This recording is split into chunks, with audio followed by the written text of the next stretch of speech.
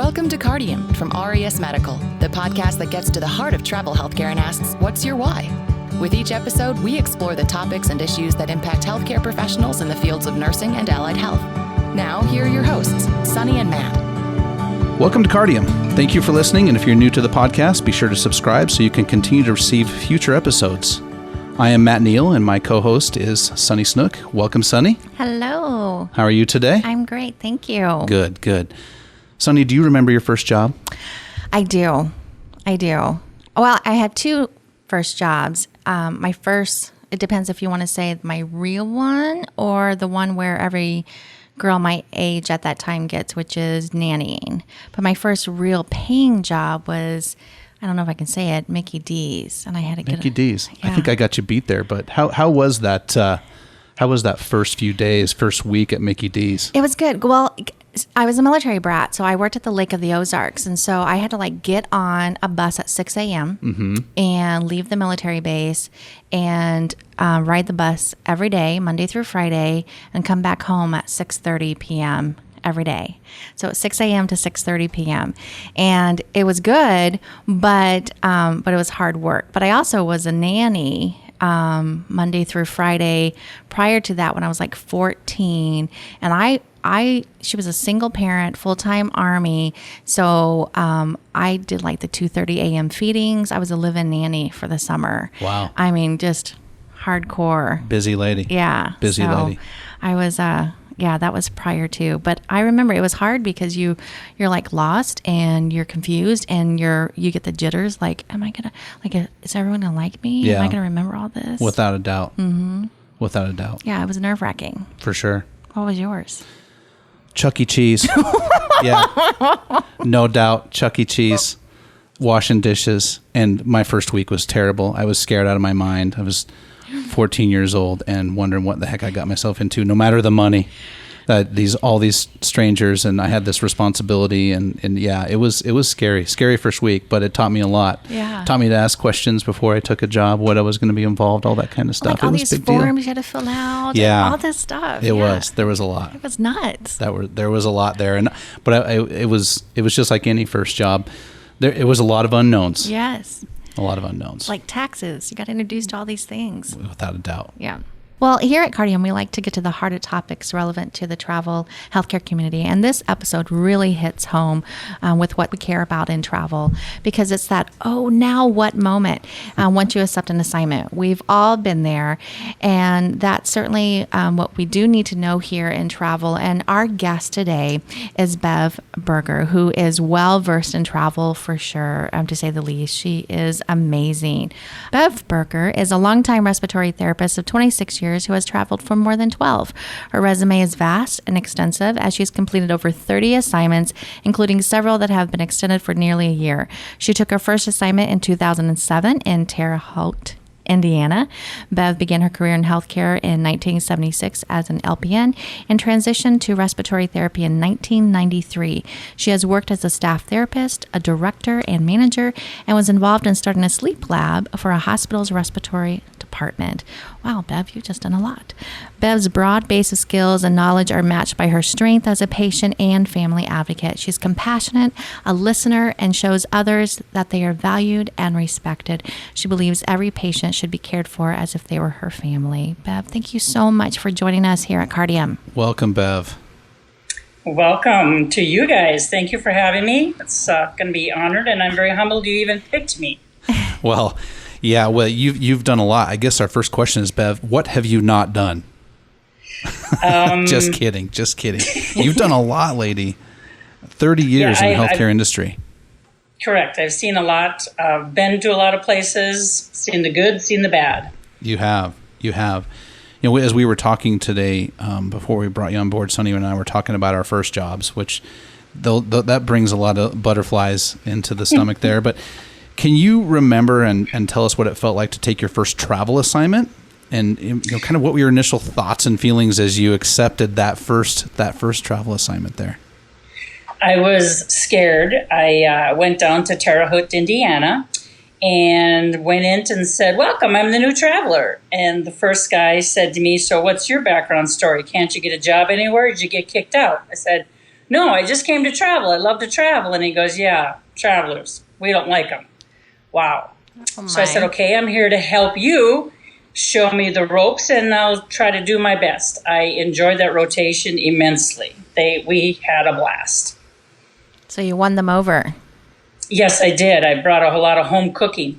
And so the second time I went there, they just threw money on the table and said, you don't have to work, just go start cooking. So you must have done something right there, Bev. I did. I guess I did. I still am friends with several of them on Facebook.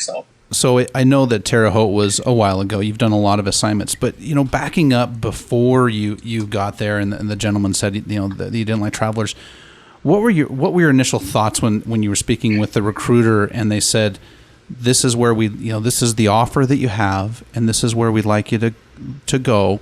What was going through your mind? Did you call family? Did you call friends? Did you just think it over? Was there a little bit of a hesitation of, boy, do I really want to do this?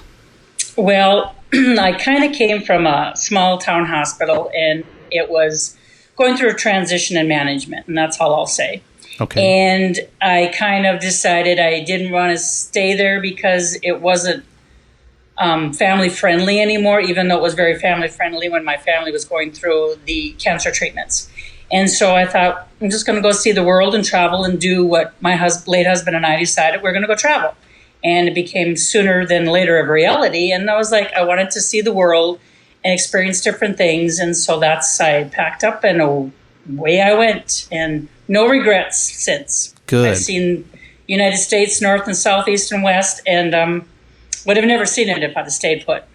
Yeah, I mean, that's just such a start of an adventure. And that's a big step in your career too. And that's not a normal thing in many cases, many people's careers. That's not a normal thing to start traveling right away. So pretty exciting stuff. And I'm sure that there was a lot of butterflies, but a lot of excited anticipation too. Yes, it was. And I flew to the first place and then soon realized I needed a car because I like to research the places that I go to and find the adventures close by. So I make a list of kind of what I want to do, and I make a list of my working days and days off so I can fit them in and get them done before I leave. And so, of course, I needed a car, so I flew back home, got a car, and realized I could do more personal stuff with my car. So And that's a good point, because what do you do to prepare for an assignment? So when you know you have an assignment, you're like, what's your getting ready? What's your to go to? How do you get ready? My get ready is I look at the seasons of when I'm going to go. If I'm going in the winter, then of course I take winter, spring clothes. Of course, there's shopping all around. And then vice versa, summer, fall. And kind of research the areas that you're in, making sure that you're in a safe neighborhood. Okay. Because sometimes even a 4.2 star shopping center is really not a 4.2 shopping center. You kind of drive into the area and realize, don't get out of the car. Okay. So I take personally is some people just take a suitcase and their clothes and away they go. I like to make my home where I'm at. Little personal. I take pictures of family and a few knickknacks, and sometimes I get a little bit carried away, and I also take my own personal pots and pans because I like to bake. And so therefore I have the stuff I need and kind of have it downsized to what I want and what I don't want and where everything goes in my car and pack it up and go. I kind of eliminated a few things. Okay. Bev, those are all great tips. On the let's look at the people side too. You're going into a new environment every time. And sometimes you have to kind of maybe reset yourself. Okay, I'm getting to know new people, a new environment. Is there something that you have to do to kind of prep yourself before you go into meeting new staff members? Or what do you tell yourself then? I've always told myself, coming from rural North Dakota, growing up, it was not very cultural diversified.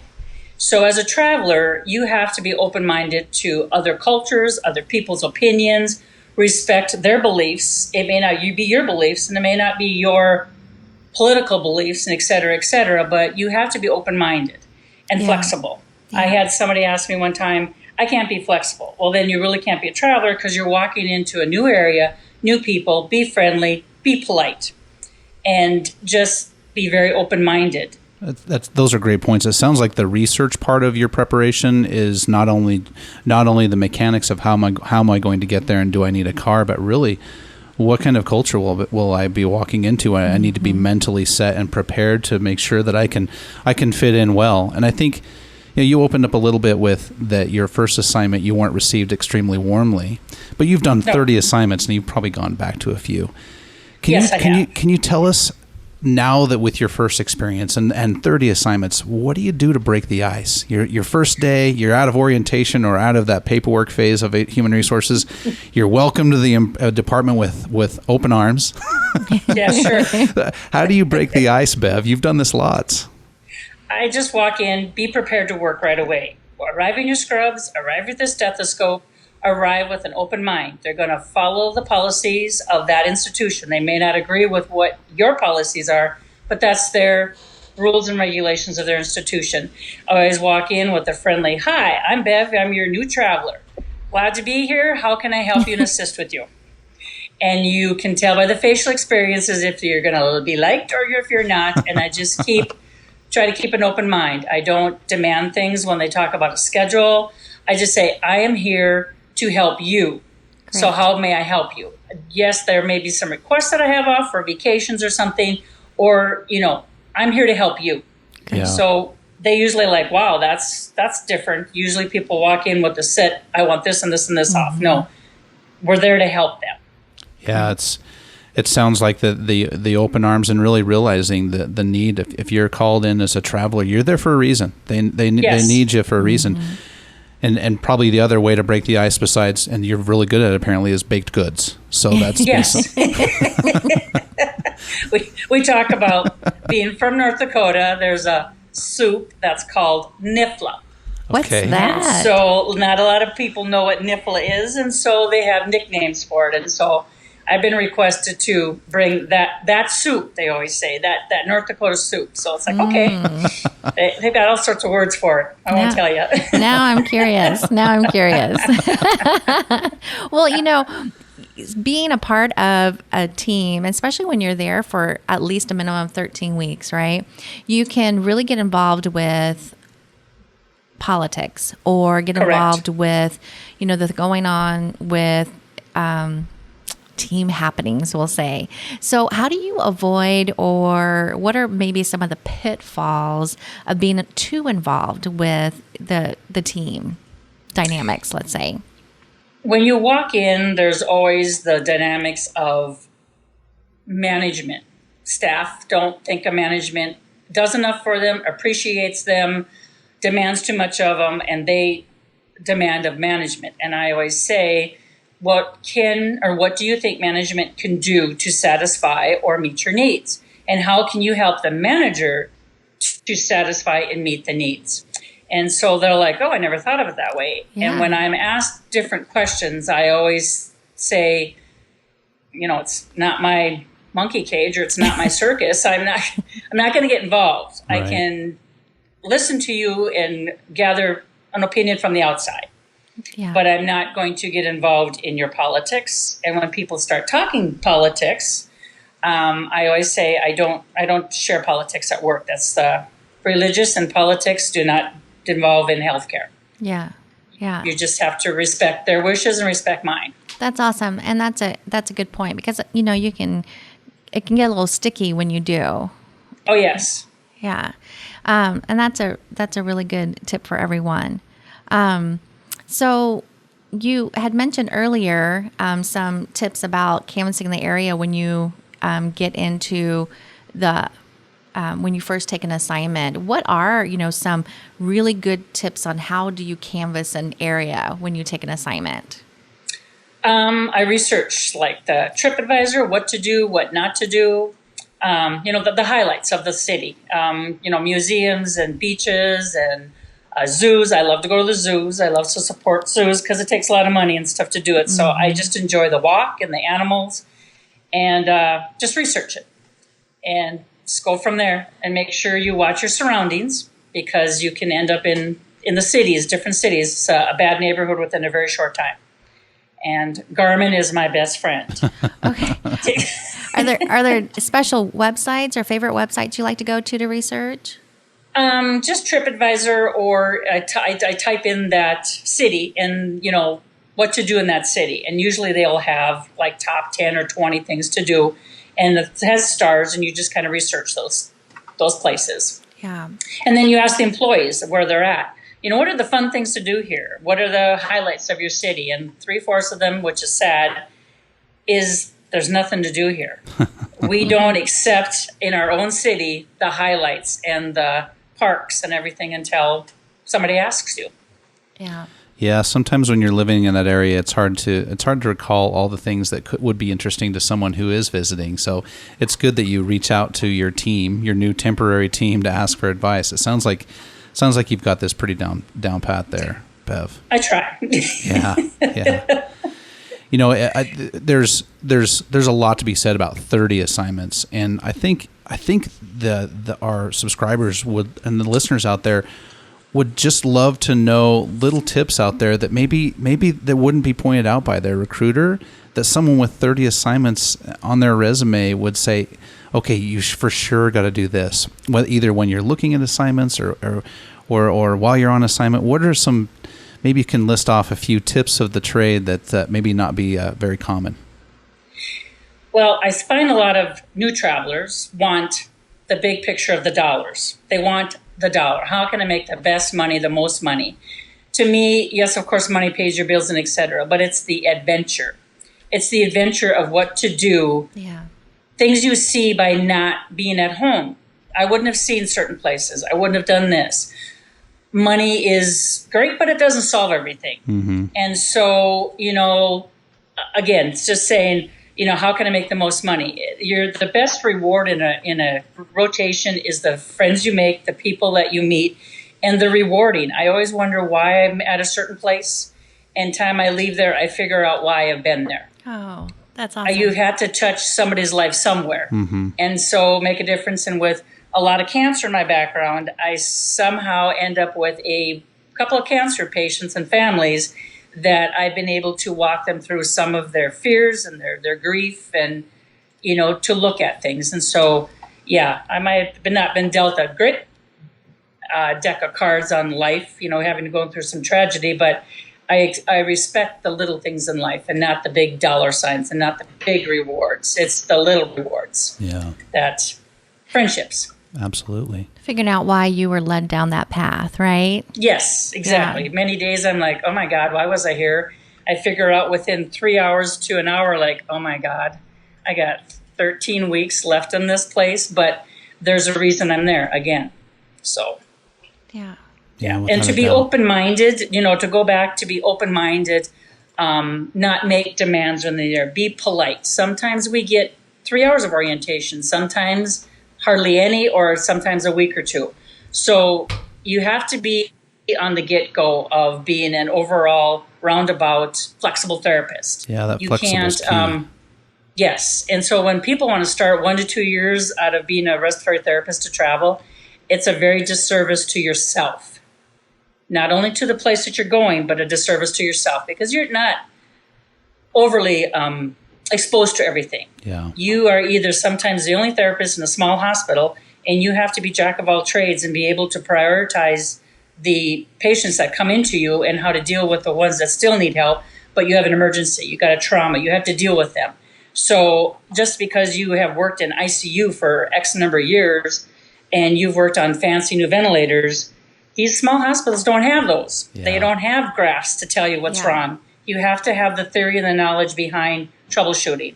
Or the small hospitals where I'm at now, they have a external DME that's like a home patient care system, and they have ventilator patients out in their communities. So you have to go out and troubleshoot and help them understand their ventilator, even though, because you're right there. You're in the community and they're looking to you for help and answers. And so that's to be overall a roundabout therapist. Usually 5 years of experience is about you're better to say, okay, I'm ready. Yeah. I think that's where, you talked about throughout this podcast episode, research and just really knowing your homework before you getting into an assignment really comes into play, because I think oftentimes we'll hear when someone takes an assignment and then they start it and that really like, oh my gosh, I can't believe this is not what I thought it was going to be moment comes into play. And then they want to kind of backpedal a little bit, and then you have to kind of like bring them down. And that can be kind of a scary thing on both sides of it, you know, whether you're the hospital that's like, what are we going to do? Whether you're the traveler and really, you know, whether you're the recruiter that's involved in it, I'm sure. And so, you know, speaking to that, it's kind of a, you know, if you do your research, if you really know your trade, right? Correct. But also, that's where you got to dig deep into your people skills as well, too. And remember why you're there, one, but also, two, dig into your people skills and, you know, use your communication and relatability skills to kind of get you through it, because 13 weeks, you can. You can. And find out what you can do. If you're in a small hospital rotation, you can, you know, be more outpatient than inpatient, and be mindful of your phone. Stay off your phone. Some places Yes. you can be fired for being on your phone, and avoid searching the internet and the web. Respect their firewalls on their computers, and you know, stay out of the patient's charts that you're not supposed to be into, because even though you're a small place, it's a violation. So those things are really key. Yeah. Without a doubt. Well, Bev, I'm going to let Sunny ask the big question, but I've got one more question for you. Oh, What are your plans? You know, you've this travel as long as you have. What are you thinking about from here on out? Continue to travel and eventually retire in full and make traveling the last of your career, or what's your thoughts? I always told my family I travel to travel. I'm going to travel till I fall over and die. But I don't know, maybe.